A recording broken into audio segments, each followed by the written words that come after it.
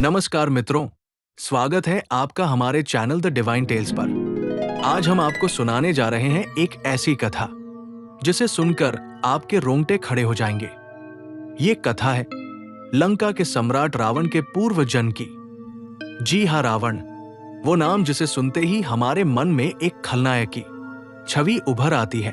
वो रावण जिसने माता सीता का हरण किया, वो रावण जो भगवान राम का सबसे बड़ा शत्रु बना, और वो रावण जिसका अंत हुआ राम के बाणों से। लेकिन क्या आप जानते हैं, रावण केवल एक खलनायक नहीं था, वो महाज्ञानी था, वो शिव का परम भक्त था। और सबसे बड़ा रहस्य यह है कि रावण वास्तव में भगवान विष्णु का ही पार्षद था। हाँ मित्रों, रावण का जन्म एक श्राप का परिणाम था।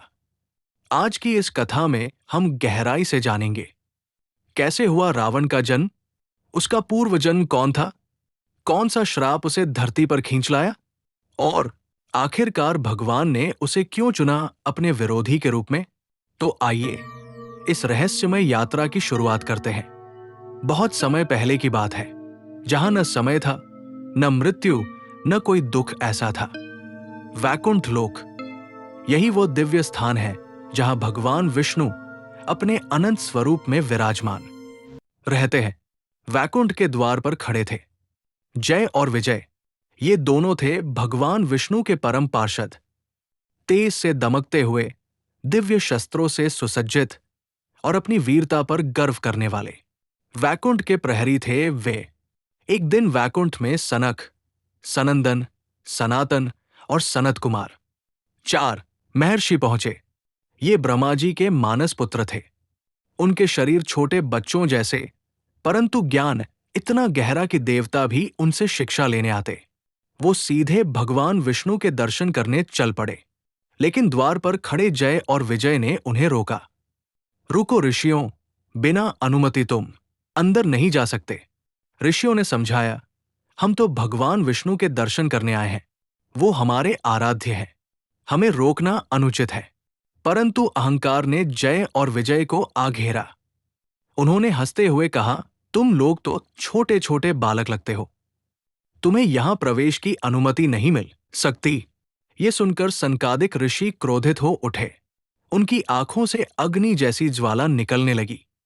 उन्होंने शाप दिया, जय और विजय, तुमने हमें अपमानित किया है, इसलिए तुम स्वर्ग से गिरकर मृत्युलोक में जन्म लोगे। वहां तुम राक्षस बनोगे और भगवान के शत्रु बनोगे। इतना सुनते ही जय और विजय कांप उठे। उन्होंने हाथ जोड़कर क्षमा मांगी। भगवान विष्णु स्वयं वहां प्रकट हुए। उन्होंने मुस्कुराते हुए कहा, हे मेरे पार्षदों, ये श्राप तुम्हारे भाग्य में लिखा था, तुम्हें धरती पर जाना ही होगा। लेकिन तुम्हें 2 विकल्प मिलते हैं, या तो तुम 7 जन्म तक मेरे भक्त बनकर मनुष्य लोक में रहो, या 3 जन्म तक मेरे शत्रु बनकर रहो। जय और विजय ने विचार किया। उन्होंने कहा, प्रभु, 7 जन्म बहुत लंबे हो जाएंगे, हम आपको जल्दी पाना चाहते हैं, इसलिए हम 3 जन्म तक आपके शत्रु बनना स्वीकार करते हैं। भगवान विष्णु ने आशीर्वाद दिया, ठीक है, 3 जन्मों तक तुम मेरे विरोधी बनोगे, लेकिन हर बार तुम्हारा मोक्ष मेरे हाथों ही होगा।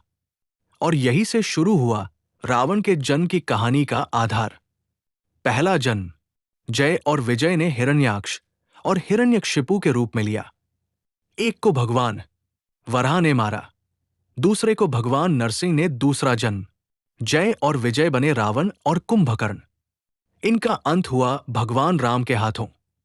तीसरा जन्म, वे बने शिशुपाल और दंतवक्र, और भगवान कृष्ण ने उनका वध किया। मित्रों, क्या आपने ध्यान दिया? हर बार भगवान को ही अवतार लेना पड़ा अपने पार्षदों का मोक्ष देने के लिए। यही है उस श्राप का रहस्य, और यही है रावण के पूर्व जन्म की कथा। यही कारण है कि रावण वास्तव में भगवान का ही एक पात्र था।